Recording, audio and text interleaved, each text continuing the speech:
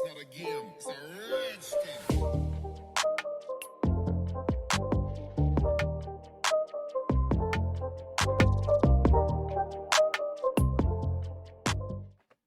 Salut tout le monde, j'espère que vous allez tous très bien. Vous allez me dire, mais attends, le J-1, il n'y a pas de live. Attendez, déjà, cette vidéo est sponsorisée par OneFootball, l'application qui vous donne les scores et résultats en direct. Il y a des articles sur vos clubs et pays préférés. Cette application est bien évidemment gratuite, lien en description. Et maintenant, en plus, vous pouvez la flasher avec ce flash code. Bien évidemment, c'est gratuit sur iOS et Android.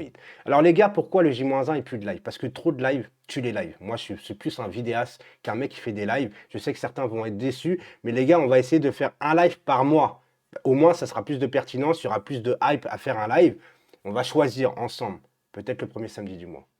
Ok, t'as compris? Donc, on va passer par toutes les étapes, les gars, qu'attendent de ce match. Ramos, forfait, est-ce inquiétant? Ma composition d'équipe, bien évidemment. Et enfin, mon prono. Alors, on va commencer par qu'attendre de ce match, les gars. Déjà, on est premier avec 41 points. Lens est cinquième avec 26 points. Donc, ça fait quand même 15 points d'écart.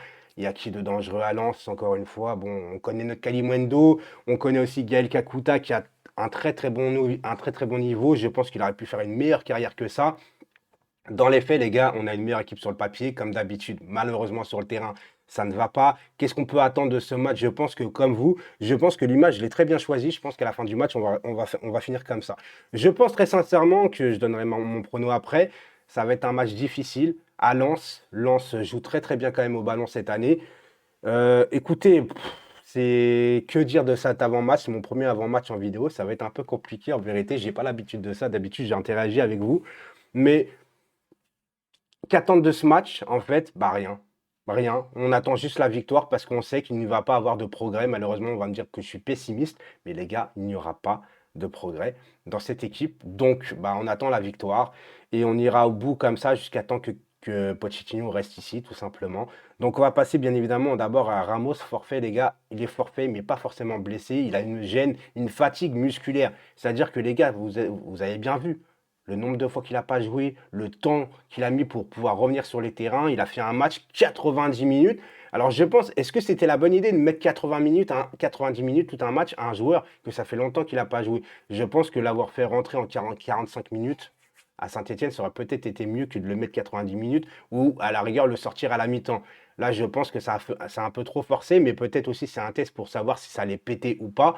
Je pense qu'il a besoin de récupération et au fur et à mesure du temps, il va revenir. Donc ça veut dire que normalement, il reprend l'entraînement dimanche. Alors certes, ça va être un peu long, mais soyez patient. Si vous voulez que Ramos soit là en février en Ligue des Champions, mon Dieu, on attend le tirage au sort avec impatience, mais ça va être un peu compliqué. Franchement, Ramos, moi, je lui souhaite que le meilleur. Je nous souhaite que le meilleur avec Ramos parce qu'on voit quand même la différence avec ce joueur-là. Moi, j'adore beaucoup.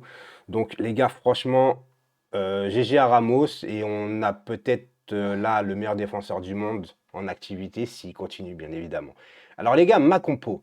Ma compo, j'en ai deux à vous offrir. Finalement, vous me direz dans les commentaires ce que vous préférez.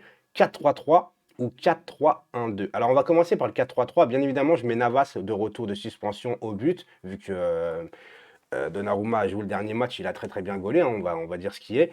Je mets Bernat à gauche, je mets Kipembe, Marquinhos vu que Ramos est forfait, et je mets Dagba à droite. Pourquoi Dagba? Parce que je pense que Hakimi a besoin de repos et de remise peut-être en question. Alors certes, Pochettino ne l'utilise pas à bon escient, ne l'utilise pas correctement, mais il y a un moment donné, c'est pas parce qu'on ne t'utilise pas correctement qu'il faut arrêter de centrer correctement. Parce que soit tu centres au quatrième poteau ou à terre au premier, voire demi-poteau, ça va pas. Les contrôles ne vont pas.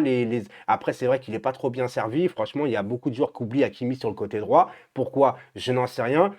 En tout cas, je pense que vu son état de forme, enfin ses performances, plus peut-être son état de fatigue mentale, j'en sais rien, je pense qu'il serait bien qu'il fasse un petit tour sur le banc pour que voilà, il se repose un peu, il se remette en question, ça lui fera pas de mal. Donc moi je mettrais Dagba à droite, je sais que ça va faire griser certains, mais c'est comme ça.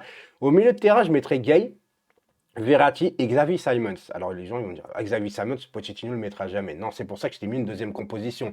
Mais moi j'aimerais beaucoup voir Gay, Verratti, Xavi Simons parce que c'est un récupérateur qui est gay, un gros récupérateur. Verratti qui récupère aussi les ballons, Xavi Simons qui peut aussi aider à la récup. Mais surtout avec Verratti, Xavi Simons, tu as deux joueurs de ballon, deux joueurs techniques et deux joueurs qui vont pouvoir combiner avec les attaquants. des créateurs, en fait, tu vois. Parce que si tu mets trois milieux à vocation défensive qui ne savent faire que défendre, mais qui ne savent pas créer, c'est pour ça qu'on n'arrive pas à avoir du jeu. Pour moi, ce milieu de terrain-là aurait de la gueule. Malheureusement, on va revenir après sur ma deuxième composition parce que je pense que Pochettino ne fera pas ça. Et donc, devant, bien évidemment, Di Maria à droite, je mettrai Mbappé à gauche et Messi dans l'axe, n'est-ce pas, Pochettino? Parce que Messi à droite, il faut arrêter. Merci beaucoup. Et la deuxième, bien évidemment, composition que je mettrai, c'est le 4-3-1-2. Donc, comme d'habitude, Navas au but, Bernat, Kipembe, Marquinhos, Dagba en défense. Sauf que là, je mettrai Gay, Verratti et Di Maria au milieu de terrain. Et donc, je mettrai Messi en 10 et Mbappé, Icardi en attaque. Tout simplement. Donc, désolé, il y avait mon fils qui était derrière, il a apparu, il joue avec le truc, il s'en fout complètement. Donc, Mbappé en 10, Mbappé en 10, mais c'est ça, il m'a fait faire il m'a dit des conneries là, ça y est, oh putain, il m'a déconcentré, sale gosse. Messi en 10, Mbappé, Icardi devant, voilà. Alors oui, Icardi, je le mets titulaire, mais c'est comme ça. Et mon prono, les gars, bah, je dirais, on gagne là-bas 2-1 très très difficilement à l'arrache comme d'habitude. Donc voilà, c'était tout pour moi aujourd'hui. C'était ma première vidéo d'avant-match. J'espère que vous avez aimé cette vidéo, ce contenu. Bien évidemment, tu poses ton like si tu as aimé le contenu. Abonne-toi si ce n'est pas déjà fait et que tu me découvres. Et je vous dis bah, à demain pour ce débrief en espérant, comme d'habitude, une victoire du Paris Saint-Germain. Ciao.